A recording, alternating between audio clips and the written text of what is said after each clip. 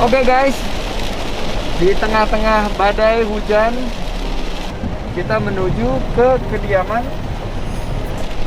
Siapa lagi kalau bukan Bambang Susatyo.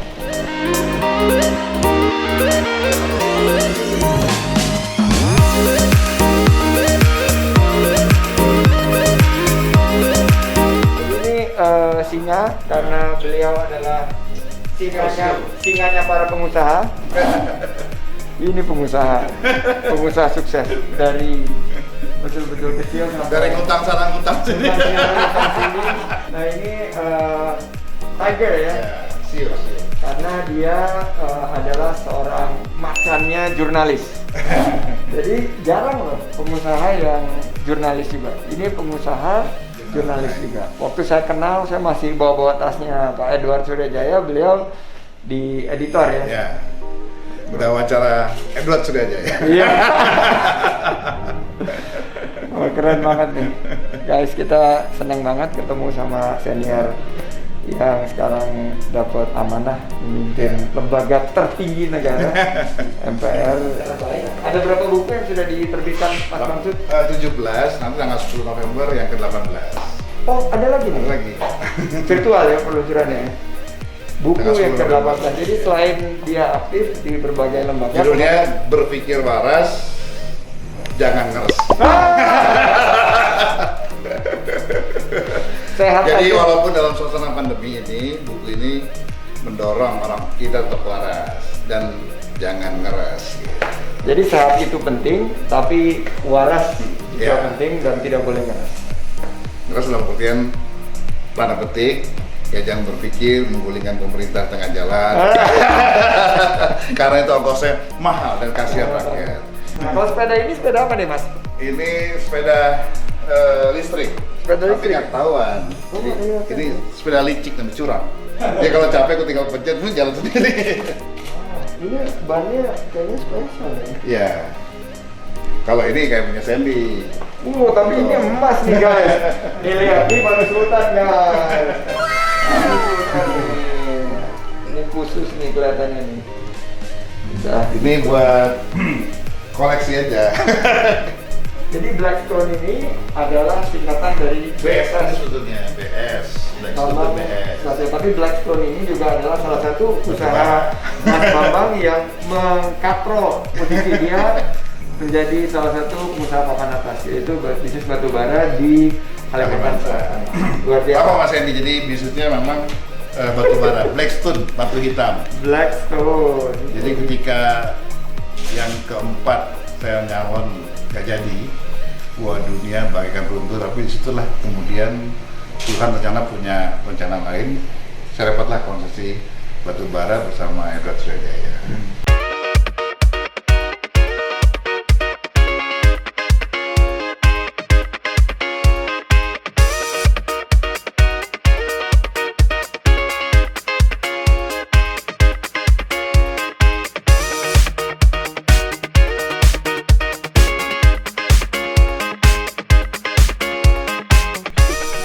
Wow, keren banget nih. Ini baru studio. Keren. Kamar anak kita sulap jadi studio. Nah ini sebetulnya tempat tidur. Ini Oke. tempat dia main game. Tapi kita sulap jadi Ada dua karena anaknya jadinya sudah ya? besar. Ada dua tempat ya Kalau ini khusus buat tokoh, buat toko. artis. Wih. Dan ini tempat duduknya ini spesial banget nih guys. Ini Ya, tempat ini duduk supaya e-sport. siapapun yang di sini, yang tua merasa muda, yang muda merasa dewasa. Itu dia yang paling penting. Ini kita lagi di garasinya Mas Bambang Susatyo, Mas Bamsud, dan ngelihat koleksi. Mas, cerita dulu Mas. Cerita dulu. Ini koleksi mobilnya Mas Bamsud. Nah, Mobil bisa diceritain zaman nggak? zaman kita muda dulu lah. Iya. Ini guys, ini mobil lebih mahal dari rumah saya ini guys. Ini tahun berapa Mas Lamborghini-nya? Lupa berapa ya? Hah? 2013. Lamborghini ini pernah dimiliki oleh orang Indonesia. Itu Mas Tommy punya kami ini ya. Dan ini Ferrari warna kebanggaan Ferrari adalah merah. Sekarang ini merah dan kuning harus hidup berdampingan. Jadi ini kalau di politik ini Filosofi nih. filosofi politik nih, merah kuning tinggal yang warna putih aja nih, Mas. Putih krem. Putih krem, lagi di servis. Dan ini Harley-nya Mas Lama. Ini koleksi Harley. Tapi Ini Van der Pol. ini yang paling menarik ini Van der Pol. Hanis ya. Ini kalau dilihat ini mungkin Ini buat kalau dulu ini buat ngeceng, buat JJS di Buat jalan-jalan Jalan sore santai. di Blok M. di Jalan sore Melawai. Jalan Melawai. sore Melawai. Zaman kita masih Zamannya si Gusman Marono kan. ya, Si Boy. Si Boy. Wah, ini kali cuma di Indonesia cuma satu kali Mas. Nggak ada beberapa. Ada beberapa ya. Wah, ini keren banget. Ini dipakainya kapan Mas? Nah itu dia, kita semua senang liatin bang. Ini Waktunya belum ada. Kira-kira kalau ditukar sama Livina saya mau nggak ya? Dari mulai datang sampai sekarang belum dijalanin. Tukar sama Livina mau nggak?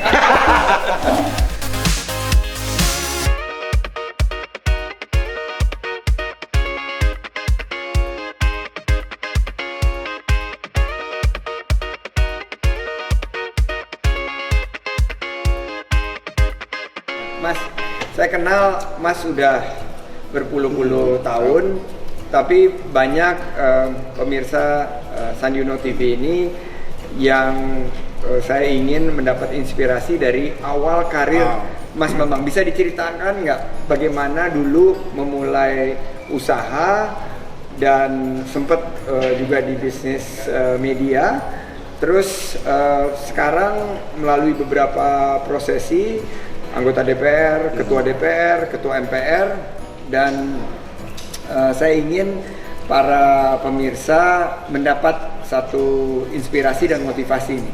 Bagaimana kesuksesan itu nggak didapatkan dengan secara instan, dengan mudah, tapi dengan penuh perjuangan. Silakan Mas. Dengan berdarah-darah tentu saja, karena berjuang itu memang butuh pengorbanan. Saya memulainya menjadi seorang wartawan karena memang kemampuan atau bakat saya ada di sana. Begitu lulus kuliah, kemudian saya langsung direkrut di kelompoknya Pak Surya Paloh.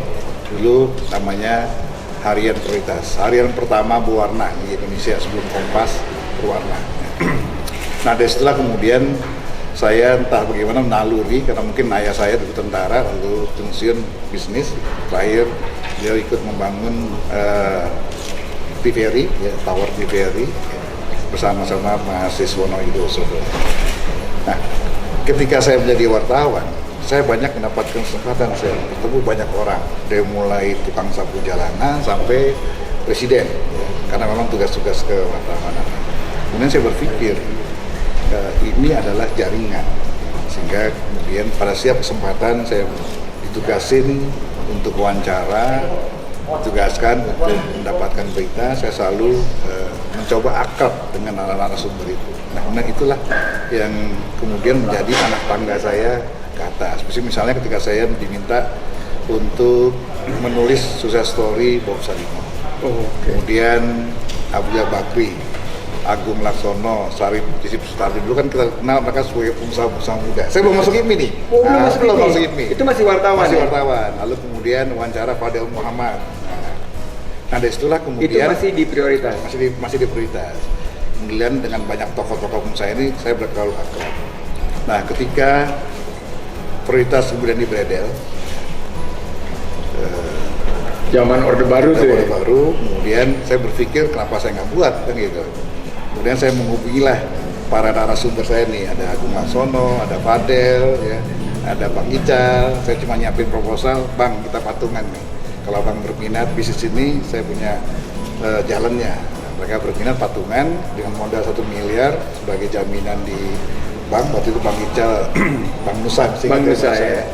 Untuk Bakri dulu. Itu pun kredit, Itu bukan kredit cash juga. juga. Jadi saya masih ingat betul bagaimana Mas Agung dan istrinya tanda tangan untuk kredit ya. Iya. Pak Ical ikut tantangan bersama istrinya, Fadel juga bersama istri teken tuh. Nah, dapatlah 1 miliar kita modal Modal pertama itu ya. Nah, kemudian dari situlah kemudian saya diajak Agung Laksono masuk Golkar. Awalnya saya sebagai pengurus di DKI. Lalu kemudian Pak Agung kepilih jadi ketua umum AMPI, saya tarik ke AMPI di pusat. Nah, seterusnya saya dari situ terus ke atas di DPP pusat sebagai politisi. Nah, kemudian sudah diajak oleh Pak Fadel, ingat, sama Mbak Pak Cokobarola masuk ke HIPMI. Nah, disitulah saya mengenal dan membangun jaringan di HIPMI sama teman-teman dan mengenal Sandy, mengenal yang lain-lainnya. Kemudian dengan Erick Thohir kita bikinlah waktu Radio One namanya. Sama Erick Thohir ya.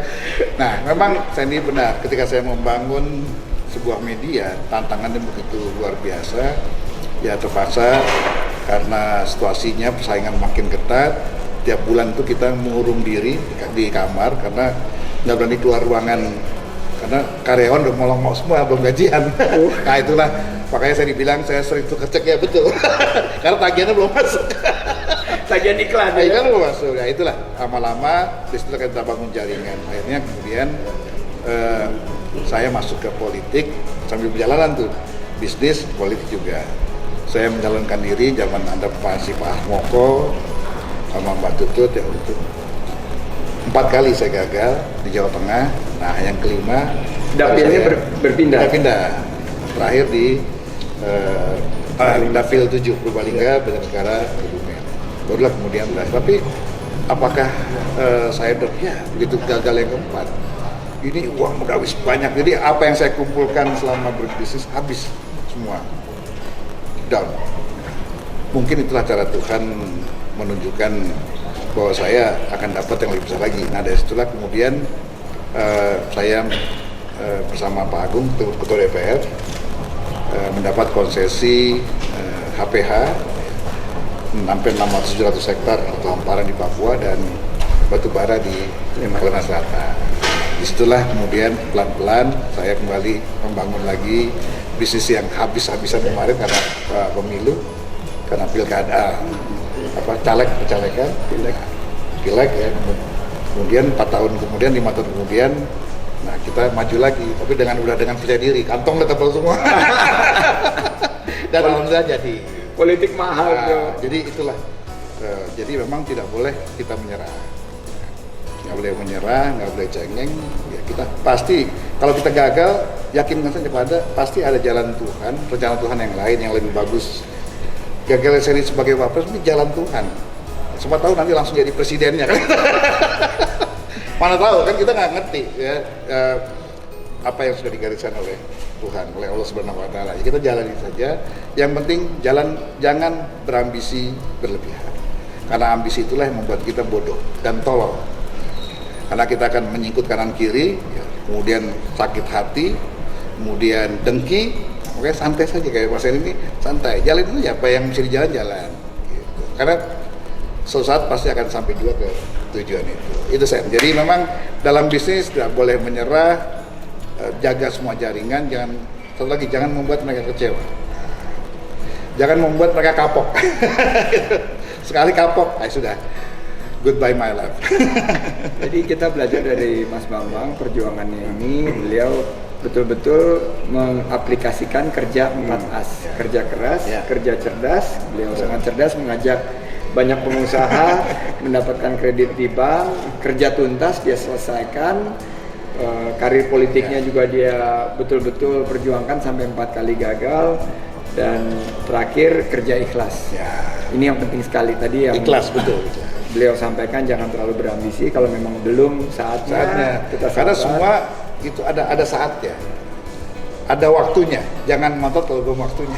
Kita belajar banyak malam ini. Terima kasih Mas Bambang, Pak Ketua, Pak Ketua MPR senior saya. Sukses dalam tugas mengemban amanah sebagai ketua lembaga tertinggi. Dan ini RI 5 guys. RI 5 guys. Jadi ini inspirasi kita, sukses, dan usahanya sekarang jalan semuanya dikelola dengan baik oleh profesional. kita harapkan kiprah Mas Bambang ke depan sebagai politisi yang handal terus memberikan kontribusi menjadikan Indonesia sejahtera, adil, makmur, Indonesia bangkit dan mencapai mimpi kita Indonesia maju menjadi Indonesia keemasan di tahun 2045. Sukses ya. Semoga terima kasih kita ya. bisa mewujudkan Indonesia yang sejahtera di 2045. Amin.